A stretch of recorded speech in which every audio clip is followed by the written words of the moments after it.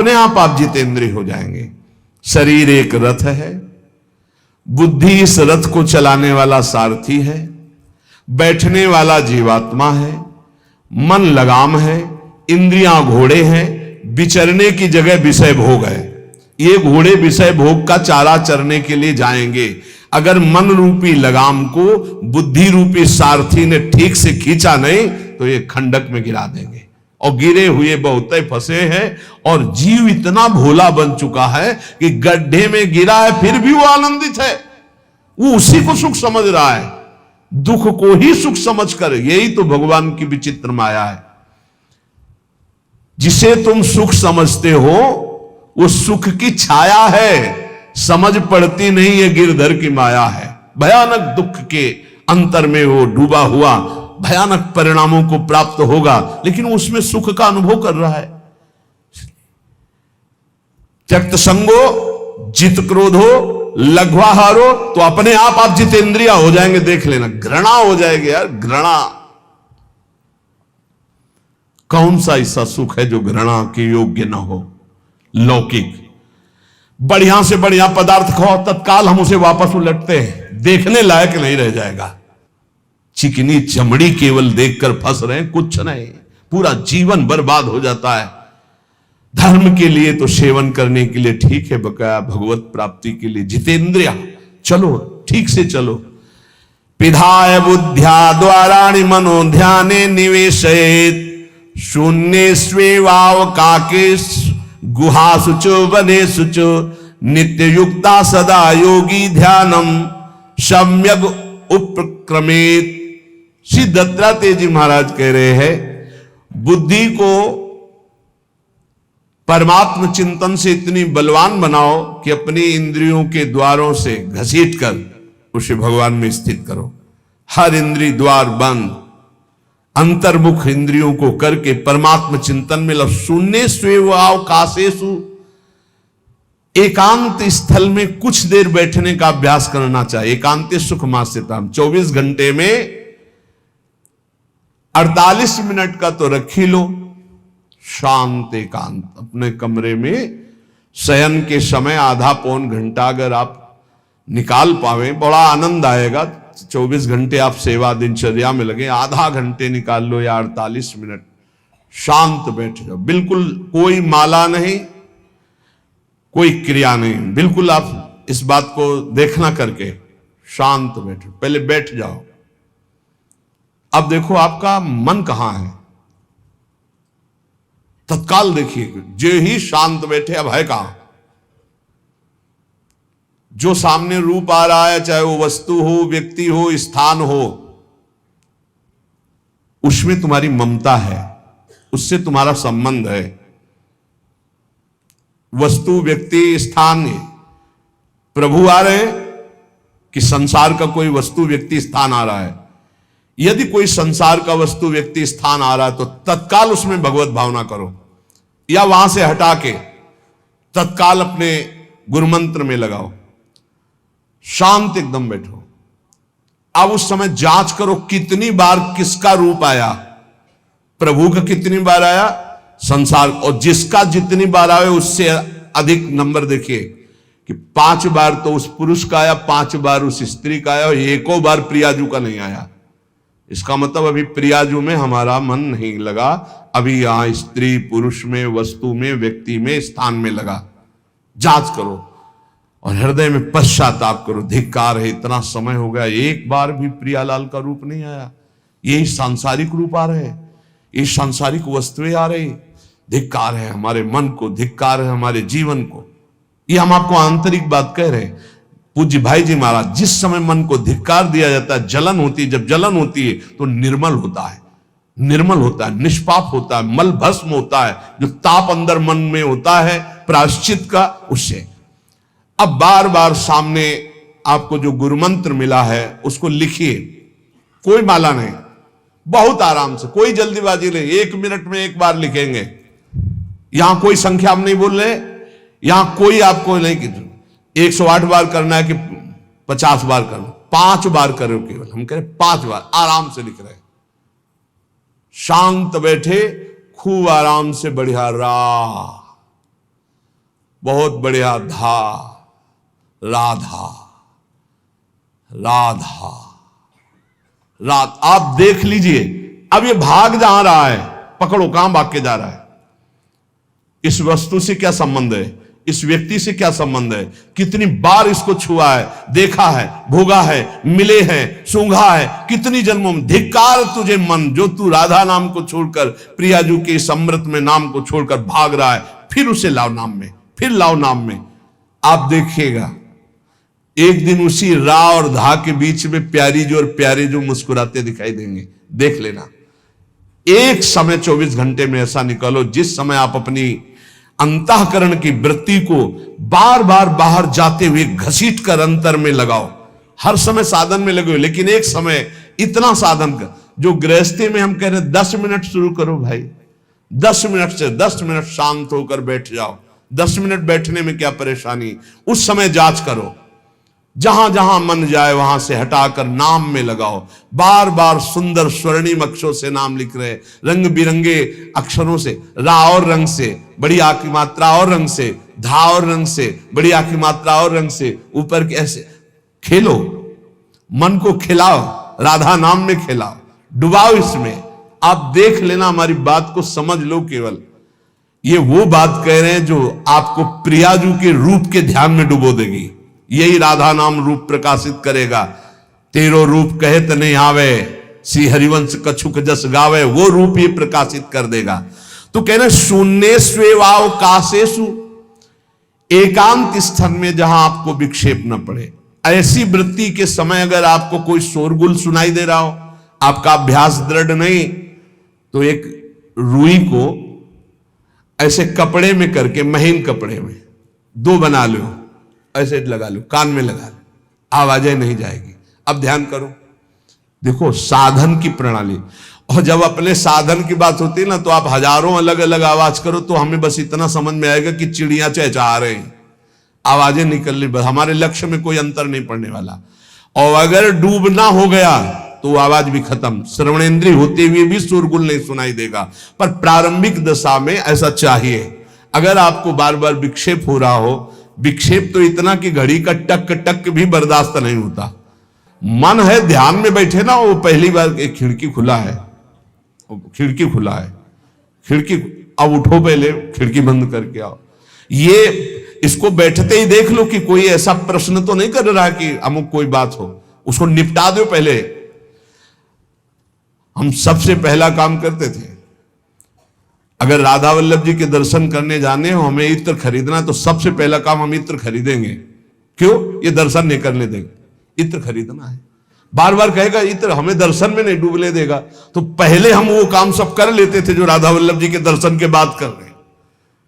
अब दर्शन में तो केवल दर्शन।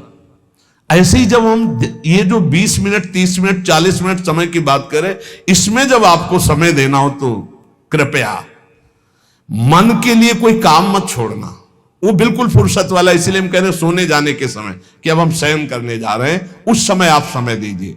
और अगर ये पहले ही बार में कह दे कि अमुक अमुक अमुक, तो तुरंत सुधार दीजिए, नहीं पूरे ध्यान में वही चलाएगा। वो बहुत बहुत ही विघ्नकारी रहता है जब तक निर्मल नहीं हो जाता। और जिस समय नाम पकड़ने लगता है, ऐसा आनंद आता है कि केवल रोने का मन करता है। आप इसको करिएगा जरूर, एकांत स्थल पे करिएगा। और जब ये करने बिन करे तो कान में श्रवण होता रहता है शोरगुल। तो ये हमने किया है प्रारंभ में, रुई में ऐसे, और एक महीन कपड़ा का बना के ऊपर कपड़ा से ऐसे और ऐसे खूब ठास के भर ले, अब आवाज ले जाएगी, अब अंदर राधा राधा राधा आनंद आएगा। ये प्रारंभिक है, ये आगे चल के इनकी जरूरत नहीं पड़ती अंतर्मुख होने पर। तो एकांत स्थल में जब इस तरह से साधना की जाती है तो उपासक का चित्त भगवदाकार होने लगता है। कह रहे हैं वही सच्चा सन्यासी है। वाग्दंड कर्मदंडश्च मनोदंडश्च ते त्रयः यस्यैते नियता दंडा सत्यदंडी महायतिः। श्री दत्तात्रेय जी महाराज कह रहे हैं वाग्दंड, जिसने वाणी को वाग्दंड मौन में स्थित कर दिया। वाग्दंड यही प्रपंच की वार्ता नहीं बोलनी, भगवद वार्ता केवल बोलनी। वाणी को दंडित करो, ये बहुत चटर चटर प्रपंच की बातें करती, नाम जपने में इसको थकान लगती है, प्रपंच की बातें करने में नहीं। इसलिए इसको मौन के द्वारा वाणी को शासन में रखो, या तो भगवत चर्चा या मौन।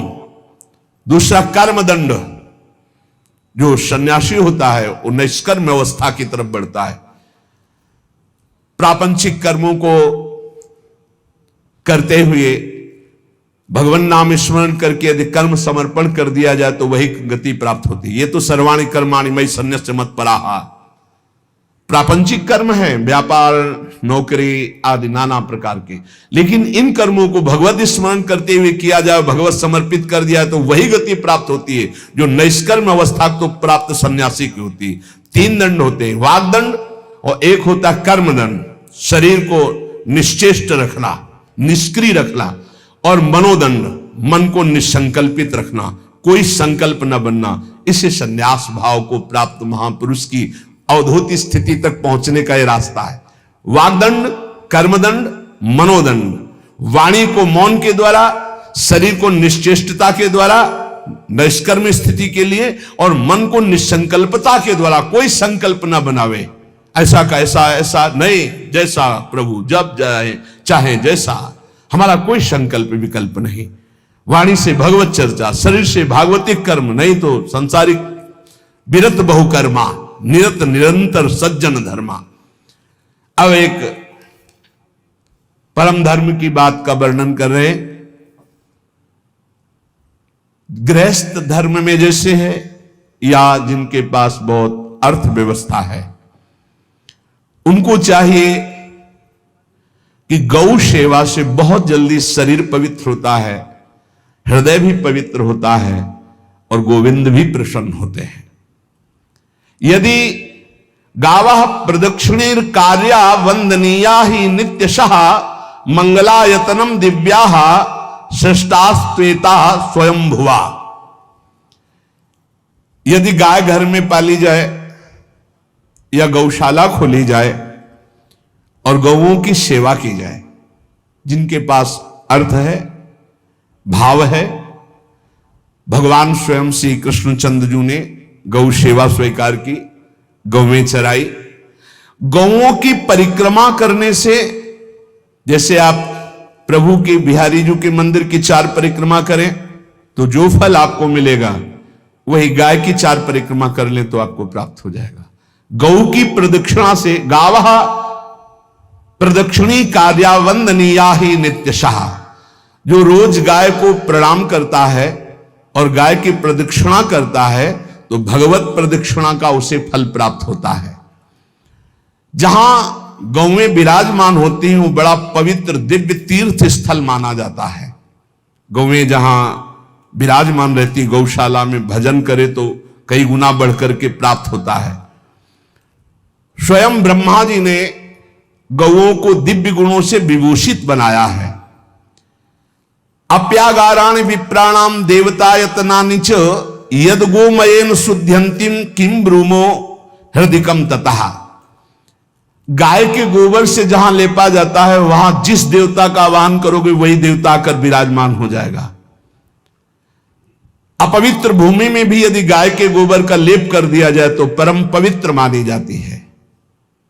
गाय बहुत पवित्र, जहां वो बैठती है, जहां वो मूत्र त्याग करती, गोबर त्याग करती, वो स्थान तीर्थ तुल्य पवित्र माना जाता है। भगवान जब गाय के पीछे पीछे चलते तो गोरा जोड़कर उनके मस्तक पर विराजमान होती, उनके मुखार बिंद पर विराजमान होती। बाल गोविंद के अनिष्टों को दूर करने के लिए गाय के पूंछ को उनके ऊपर से झाड़ा देती थी मैया। जब गुरुमंत्र वैदिक सिद्धांत से दिया गया था पहली बार, तो पंचगव्य पिलाया गया था। गोमूत्रम गोमयम क्षीरम दधि सर्पिस्तथैव च गवाम पंच पवित्राणि पुनंत सकलम जगत। कितना भी बड़ा पापी हो, अगर पंचगव्य पिलाया जाए तो वो वैदिक मंत्रों को स्वीकार करने लायक हो जाता है, पवित्र हो जाता है। पंचगव्य में 5 चीजें गाय की होती है। गाय का मूत्र, गाय का गोबर, गाय का दूध, गाय का दही और गाय का घी, ये पांचों मिलाकर पंचगव्य पिलाया गया था। पहली बार जब वैदिक मंत्र दिया गया था तो पंचगव्य बनवाया था गुरुदेव भगवान ने सन्यास, और वो पिलाया था। ये पंचगव्य पिलाने से अपवित्रता का नाश होकर पवित्रता का संचार होता है। इसलिए धन्य है उनका जीवन जो गौ सेवा परायण है, भगवत भाव से गाय में साक्षात भगवान का भाव रखकर गौ सेवा करते हैं। त्रिषिता गौर गृहे बद्धा गेहे कन्या रजस्वला देवशास्त्र सन्निर्माल्य हंति पुण्यम पुराकृतम। यदि घर में गाय बंधी है और भूखी है और प्यासी है तो तुम्हारे सारे पुण्य नष्ट हो जाएंगे। अगर घर में रजस्वला कन्या बहुत काल तक है और उसका विवाह आप नहीं कर रहे हैं तो आपके सारे सुकृत नष्ट हो जाएंगे। यदि घर में ठाकुर जी विराजमान है और कर का पहनाया हुआ माला सुबह तुमने देख लिया तो तुम्हारे सारे पुण्य नष्ट हो जाएंगे, क्योंकि शयन कराते समय तुमने उतारा नहीं, अर्थात तुम सेवा में प्रमाद करते हो। तो देवतास्त्र सन्निर्माल्य हंति पुण्यम पुराकृतम। जैसे सुबह श्रृंगार किया तो रात्रि के शयन के समय वो हटा लेने चाहिए माले। जब हम शयन कराते हैं तो भले पुष्प शैया पे शयन कराएं पर माला नहीं धारण कराएं। श्रृंगार का माला अगर दूसरे दिन दर्शन किए क्यों पहने ठाकुर जी तो तुम्हारे सुकृत नष्ट हो जाएंगे। गाय बंदी हो घर में, वो प्यासी है और भूखी है, तुम्हारे सुकृत नष्ट हो जाएंगे। त्रिषिता गौर गृहे बद्धा, क्योंकि तुम्हारे पास है, सेवा करना चाहिए। यो वै गाम प्रतिसिद्धेन तो चरंतिम च स्वतरणम नरहा तस्य पूर्वे च पितरा कंपन्ते पतनोन्मुखा। यदि गाय हरी हरी घास चर रही कहीं और तुमने डंडा ऊपर प्रहार किया और लाठी मारी तो तुम्हारे पितर खोपड़ी के बल नरक जाने के लिए तैयार हो गए।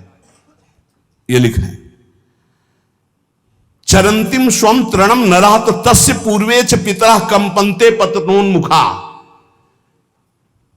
इसीलिए क्या भारत से कहीं किसी की तुलना हो सकती है जहां गौ को माता की पदवी दी गई, जहां गौ को हम आराध्य देव के रूप में मानते हैं, आराधना करते हैं। गौ रक्षा, गौ सेवा, ये बहुत बड़ा इसमें छुपा हुआ है। स्वयं भगवान अवतरित होकर गौ रक्षा, जब गाय के रूप में पृथ्वी रमाती तो भगवान का अवतार हुआ है। बड़ा विचित्र समय आता चला जा रहा है कि अब आधुनिक यंत्रों की ऐसी सेवाएं हो गई बड़ी बड़ी कि अब ना बैल की जरूरत है और ऐसे दूध की महंगाई बन गई कि अब देसी गाय 2 लीटर 3 लीटर 4 लीटर और ऐसी ऐसी कि 20-20 25-25 लीटर दे तो कौन देसी गाय को। तो गौओं का सेवा का भावना शास्त्र आज्ञा करता है कि जो प्रतिदिन अग्रग्रासे परोभावा कर्तव्यो भक्ति तोन्वहम अकृत्वा स्वयं आहारम कुर्वम नापनोति दुर्गतिम। जे ही तुम्हारे गृहस्थ में घरों में पहले होता था, अब तो भगवान जाने, जे ही पहली रोटी तवा में गई तो वो निकाल करके पक्की रखी जाती थी गौग्रास के लिए, पहला रसोई में। तो इसमें लिखा प्रतिदिन स्वभोजनम, पहले स्वयं भोजन न करके गाय के लिए ग्रास निकालना चाहिए। तो जिनके पास अर्थव्यवस्था जो गृहस्थ धर्म में है या जिनके पास अर्थ है, कुछ रोज 1 रुपया निकालो।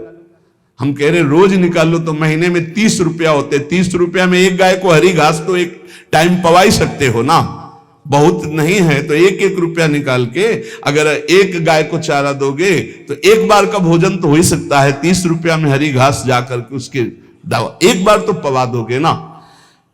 अग्रग्रासे परोभावा कर्तव्य भक्ति तोन, हम भक्ति पूर्वक गाय को 1 ग्रास भोजन में 1 रोटी तो निकालना चाहिए गाय के लिए, ऐसा शास्त्र आज्ञा कहता है।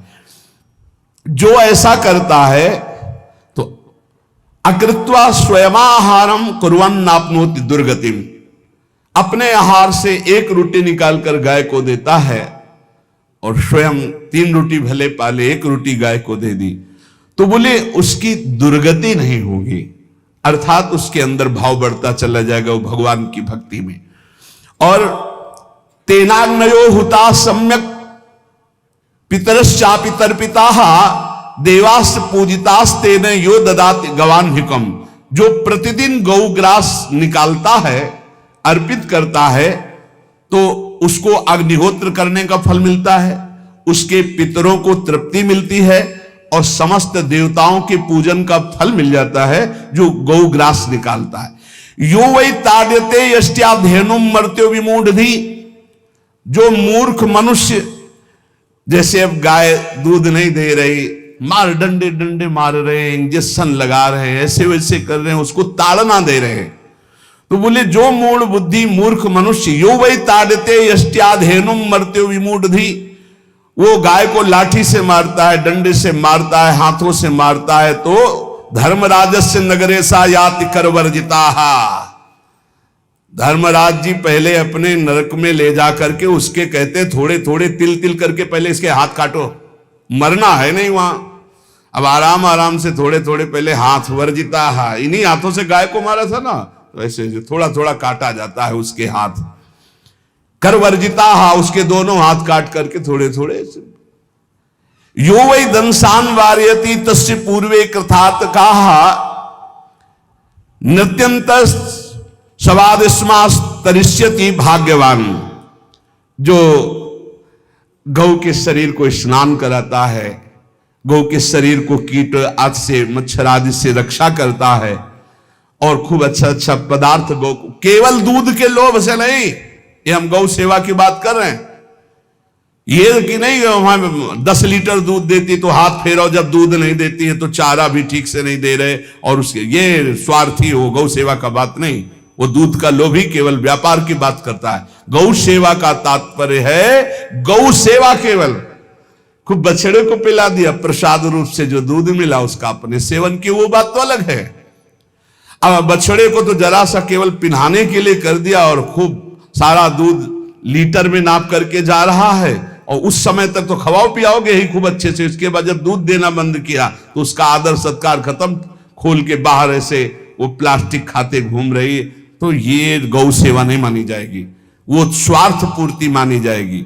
जो सदैव गौ सेवा करता है, उसके डांस मच्छर हटाता है, स्नान कराता है, पीठ में हाथ फेरता है, उसके पूर्वज जो पितर होते हैं वो नाच पड़ते हैं, उनका मंगल होना शुरू हो जाता है कि हमारे वंश में गौ सेवक पैदा हुआ, बड़ा भाग्यवान है, और वो गौ के द्वारा हमें तार देगा, ऐसा भाव। गौ सेवा हमारे सनातन धर्म में बहुत बड़ा स्थान गौ सेवा का है। पर एक बात ध्यान रखें, इन सब सेवा का फल है भगवान के चिंतन में निरंतर वृत्ति डूब जाए, हमारी एक एक वृत्ति एक एक क्षण भगवान के चिंतन में डूब जाए। अगर नहीं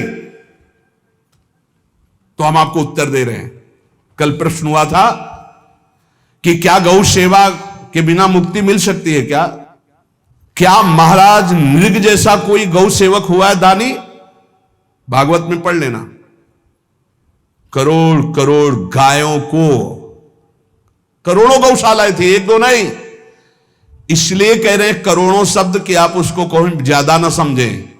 पृथ्वी के कोई भूमि के कण गिन सकता है, बारिश की बूंदे गिन सकता है, लेकिन महाराज नृग की गौएं जितनी दान की गई वो गिनी नहीं जा सकती थी, ऐसा वर्णन आता है। अरबों अर्बुद गौओं की सब स्वर्ण से अभिषिक्त करके ब्राह्मणों को दान करना, इतने बड़े गौ सेवक, इतने बड़े दान करने वाले, एक चूक हो गई, ना दान लेने वाले तपस्वी ब्राह्मण की गाय किसी अन्य ब्राह्मण को दान कर दी, और वो ब्राह्मण ने जब गाय देखी बोली मेरी गाय चुरा ली, बोले महाराज नृग ने दी। महाराज नृग से कहा मेरी गाय है, तो उनका गौशाला में आ गई होगी, आपको 10,000 गौएं देते हैं, आप अपनी गाय। बोले मैं प्रतिग्रह नहीं लेता, जिसने दान लिया था उसने कहा गाय यही लेके जाऊंगा, तो उनका आप गाय छोड़ दीजिए, आपको 10,000 गाय देते। बोले नहीं लूंगा। बस अनजाने के अपराध ने गिरगिट बना दिया था, कुएं का गिरगिट। पर भगवान बड़े कृपालु हैं, गौ सेवक थे, इसलिए गोविंद द्वारिकाधीश जी ने उनका उद्धार किया। सब साधन का फल है अच्युत भावना से युक्त होकर, भगवत भावना से युक्त होकर निरंतर भजन करते हुए सेवा परायण रहो, चराचर जगत की सेवा परायण रहो। भजन करना ही सबसे बड़ा परम धर्म है। हम सब सेवाएं करें जगत की, लेकिन अंदर से राधा राधा राधा, गोविंद गोविंद गोविंद गोविंद, आनंद आ जाएगा।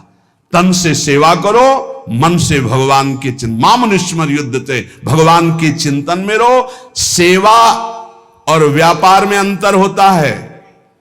गौ सेवा के बहाने से धन का जो दान लेना है और उसका अपने में प्रयोग करना, मैं पितरों सहित नरक जाना है, लिख लो। गौ सेवा के बहाने से दान लेना और उसका अपने परिवार के सुख में पैसे का प्रयोग कर देना या अपनी वासनाओं की पूर्ति में लगा देना। आया गौ सेवा के लिए और आप प्रयोग कर रहे हैं गाड़ी घोड़ा नाना प्रकार के सांसारिक भोगों में, तो लिख लो पितर सहित तुम्हारे नरक जाएंगे, क्योंकि गौ सेवा के लिए आया है। गौ सेवा का धन सिर्फ गौ सेवा में ही लगना चाहिए। आप गौ सेवक है, दूध पान कीजिए, रोटी खा लीजिए, लेकिन गौ सेवा का अर्थ आप अपनी वासनाओं की पूर्ति में, अपने मनोरंजन में या अपने मन के संकल्प भावना में नहीं पूरी कर सकते। गौ सेवा के लिए ही पूरी कीजिए। गौ के वास का निर्माण, गौ के भोजन की व्यवस्था, वो दूध दे ना दे, वो कैसी भी अवस्था में हो, उसकी सेवा परायणता, उसके लिए सेवक रखना, सेवकों को भी सुख प्रदान करना, लेकिन स्वयं कभी गौ के सेवा के लिए आए हुए धन का स्वयं के लिए भोग न करना और निरंतर भजन रखना, उसे परम पद की प्राप्ति हो जाएगी। इसलिए हमारे सनातन धर्म में गौ सेवा का विशेष महत्व है और इस महत्व को सबको स्वीकार करना चाहिए। यदि आप गौ पालन स्वयं नहीं कर सकते तो 4 लोग मिलकर के, क्योंकि आज जो गायों की व्यवस्था वो बड़ी दयनीय हो रही है। दयनीय इसलिए हो रही कि दूध की अधिकता के चाह रखने वाले भैंस रखते हैं या विदेशी गाय रखते हैं। अपनी भारतीय जो देसी गाय है वो उतना अधिक नहीं देती कि 40 लीटर 30 लीटर 25 लीटर, बहुत अधिक देगी तो 5 और 8 लीटर। देसी शुद्ध गाय अपनी जो है वो 8-10 लीटर, बहुत जब व्यवस्था हो। नहीं तो अपने गांव में तो देखा है तो 2.5-3 लीटर से ज्यादा नहीं देंगे, 1.5 लीटर इधर 1.5 लीटर उधर, या बहुत हुआ तो 2 लीटर 2 लीटर, पर वो स्वर्णिम दूध होता है। जो दूध की चाह रखने वाले जन थे अब वो गायों को नहीं रखते, देसी गायों को कोई बिरला ही रखता है। अब पहले बैलों की जरूरत होती थी, गाय बछड़ा दिया तो आनंद होता था कि किसानी के काम में। अब तो ट्रैक्टर है तो बैलों की जरूरत नहीं। अधिक दूध के लिए अरे अब तो पशुओं की जरूरत नहीं, केमिकल से दूध बन रहे हैं, टैंकर के टैंकर। तो फिर हमारी जो गायें हैं उनकी बड़ी दुर्दशा हो रही। तो हमें चाहिए कि जो गृहस्थ जन हैं, धनी मानी जन हैं, या जिनके पास शरीर व्यवस्था, बौद्धिक स्तर सेवा परायण, अर्थव्यवस्था, वो थोड़ा 4 गाय की व्यवस्था करके उनकी सेवा करें, क्योंकि हमारे सनातन धर्म का स्वरूप है जहां मां पदवी दी गई है गांव को, गौ माता कहा गया है। गौ में समस्त देवता विराजमान है। गौ का बहुत बड़ा महत्व वर्णन किया गया धर्म शास्त्रों में। यहां तक कि जब कोई ऋषि नाराज होता था तो आगे गाय करके जाया जाता था तो क्षमा हो जाती थी, गाय को देखते ही वो क्षमा कर देते थे। बहुत महिमा वर्णन की गई है गौ की। इसलिए जिसको भी अगर नहीं अर्थव्यवस्था है तो एक रोटी तो निकाल सकते हो ना। तुम्हारी रसोई में रोटी बने तो पहली रोटी निकाल लो, और आसपास जहां गाय बंधी हो तो उसको दे आओ जाकर, तो कम से कम धर्म का पालन हो जाएगा, गौ सेवा बन जाएगी। तो गौ सेवा, चराचर जगत की सेवा, भगवत सेवा, सबका फल है। फिर प्रारंभ में आ जाइए स्मृति। योगी हो तो चित्त की वृत्ति का निरोध करके परमात्माकार, ज्ञानी है तो चित्त वृत्ति का लय करके स्वरूप स्थित, भक्त है तो एक एक वृत्ति सावई मनः कृष्ण पदार विंदयो। भगवान के चरण में, भगवान के नाम में, भगवान के रूप में, भगवान की लीलाओं में। स्मृति अगर नहीं तो सब साधन अधूरा, और स्मृति तो हर साधन पूरा। इसलिए एक बार कमर कस लो, चाहे जगत की सेवा करो, चाहे जिस कार्य में लगे हो, तुम्हारी स्मृति प्रभु में लगी हो। स्मृति के बिना हम जीवन का कोई महत्व नहीं समझते। स्मृति विहीन जीवन सब व्यर्थ। इसीलिए उन परमहंसों के चरणों में स्वयं भगवान चरण रज लेने के लिए पीछे डोलते हैं, जो निरपेक्षम मुनिम शांतम निर्वैरम समदर्शनम अनुब्रजाम्यम नित्यम पुयत्यंगुरेण भी। ना कोई प्रतिज्ञा, ना कोई चाह, ना कोई इच्छा, निरंतर भगवदाकार वृत्ति, निरपेक्षम मननशील, द्वंद्व विमुक्ता, जो शांत हैं, जो किसी से वैर नहीं रखते, भगवदाकार वृत्ति, उसी मार्ग के आप पथिक है।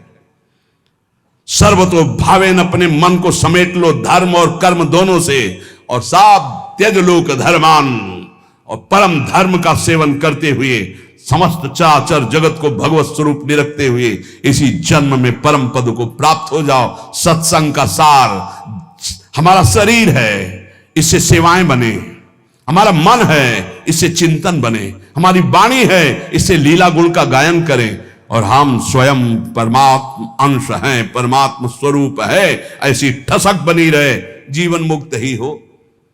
स्वार्थ को लेकर किया गया धर्म रंग नहीं लाता, निष्काम किया हुआ छोटा सा भी धर्म परमार्थ की ऊंचाई पर चढ़ा देगा।